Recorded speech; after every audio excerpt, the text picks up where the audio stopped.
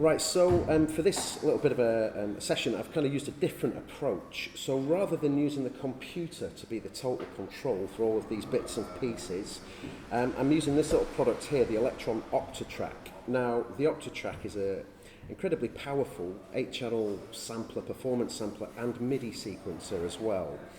So in terms of the routing, what we've got is, this is kind of like the brains of it. This is where all the sequencing and all the notes are being fired off from. And I've also got the launch control to control this thing. This is a really nice thing to be able to do. Using the launch control editor, which I have up on the computer here, I've been able to reprogram in the user mode all of these knobs and faders to be a direct controller for this. Now, one of the really big advantages is here that I've got 6 encoders, and it's very menu based, so I have to go through the different tracks and I can access different pages. But with this thing, I can basically access all aspects of the Octatrack just directly from this, and also I get nice fader control. So this is sending a MIDI signal into the Octatrack, a MIDI interface that I've got here. The MIDI out signal is going into the ultranova. That is then passing from the MIDI through over to the base station. So basically this is the first thing in the chain, feeds into here, and then on through the synths as well. So I'm going to start this thing off. And at present, no sounds coming through. What I've done is I've got a Q output here, so this is a second set of outputs. I'm going to take a feed into the base station. Now, to be able to hear that, I need to trigger a sound. So if I just latch a note there, I'm going to bring down the oscillators, so the actual generators, and then I'm going to bring up the external inputs through the base station. This is now passing what I've got from the Octatrack through the filter section of the base station. So this is a really nice thing on base station. You can really start to use the filter as a kind of a filter bank effect and get some really nice sort of chunky, filtery sounds. Runs through the distortion as well, so we can get some really gnarly, nasty, gritty sounds using that. So, you know, that's a really nice thing to play with. If I was so minded, I could put the arpeggiator on as well. That would trigger notes and also trigger the envelope. So we can start to get a bit of modulation in on the filter as well. So anyway, I'm just going to do this little filter sweep. And as I said before, we've also got the faders controlling the tracks on the Octatrack. So if I bring this in now,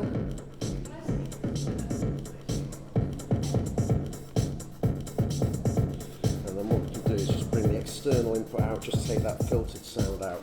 So now we've got control over the Octatrack. So at the top here, I have things like, for example, here I've got a filter, and if I just use this control here, this is on the master channel of the Octatrack. So this is affecting everything. So we've got this nice filter sound going on there. And this knob is actually controlling the delay control, but I've set this up to actually be a bit more of a repeater, so I can just get a little phrase in there and then just repeat it by quickly just turning that knob, and then it's just going to hold that. So the next thing is I'm going to bring in the ultranova. Ultranova is set onto a MIDI channel, so if I go to my MIDI section here, you can see all of these are muted.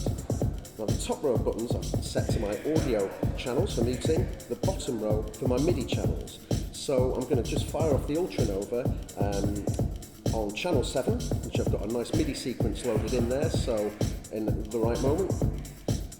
Let's get a bit more volume on the ultranova. Now, the great thing about the ultranova is the fact that these knobs here are all touch sensitive. So if I go to touch mode here, I can really start to play around with the sound just simply by touching the encoders.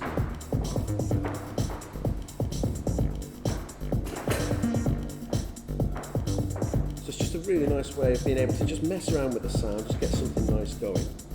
Right, now I'm going to go back to the base station and bring in the next part, and this is on a different preset.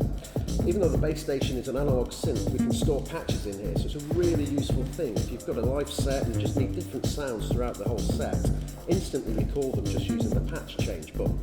So, on the first MIDI channel, i.e. on the Launch Control XL, I've got set here. I'm just going to bring in this kind of nice sort of squelchy synth sound.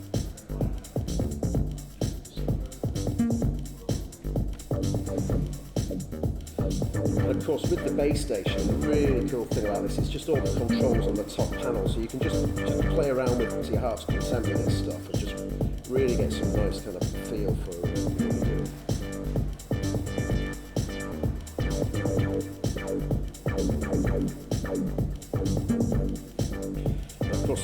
up a bit, I can just bring some of the other stuff out using the faders here, so we'll just get to a nice, nice sort of drum rhythm. So I've got some delay here on this hi-hat side, start to play with the filter again.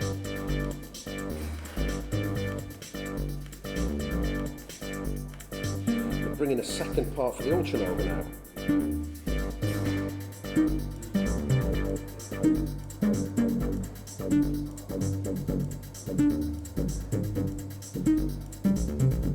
Bring out the bass station at this point, and then I've also got another bass station part here on number 3. So these are all set to a certain MIDI channel which is feeding bass station. These are all set to another MIDI channel which is feeding ultranova. So the nice thing is, just by muting and unmuting parts, I can basically get a nice bit of variation, a bit like clips if you like in Ableton, that sort of thing. So I'll take out the original ultranova bass station. And then I'm going to bring in, another part on, bass station now.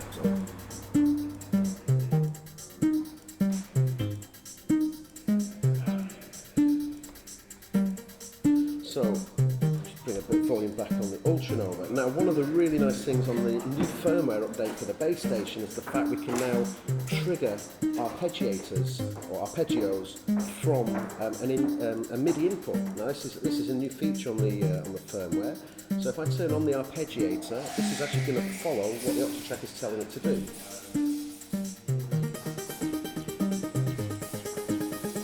So yeah, it's nice. And again, I can play around with the different rhythms.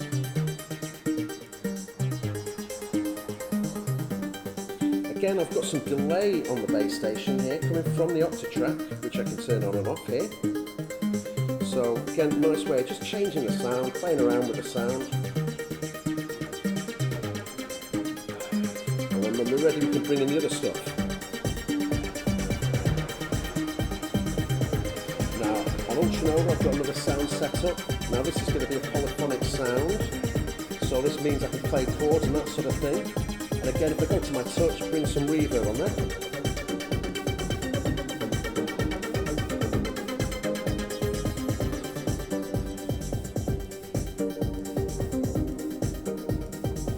Okay, so bring this, bring out this bass station part, and now I'm going to change pattern on the Octatrack. Just hold the pattern button down, choose the patch, and here we've got different parts set up now.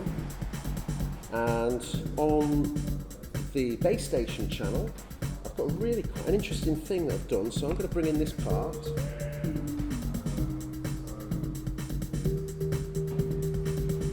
So on the bass station now, I don't know if you can hear, but we've got 2 separate notes playing. Now the bass station is a mono synth. Let's just bring down the rest of the stuff so we can hear it. Now bass station, as I say, mono synth, but we've got 2 oscillators. Now, a really nice thing on the Octatrack is a feature called parameter locks, and this means that for all of the steps that we've got here, these are the things that sort of trigger the notes and that sort of stuff, I can basically change the parameters per each of the steps.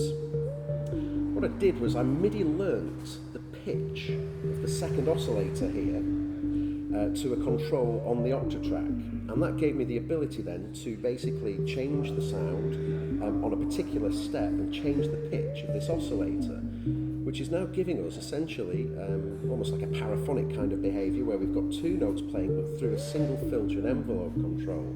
So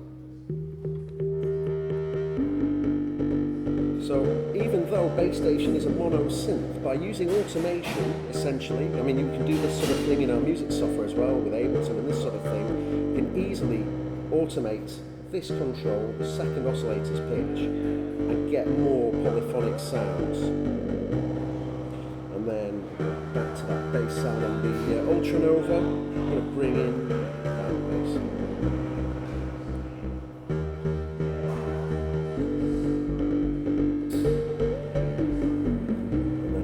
Ready for it, we can bring in all the rest of the stuff as well and just have a bit of a play out.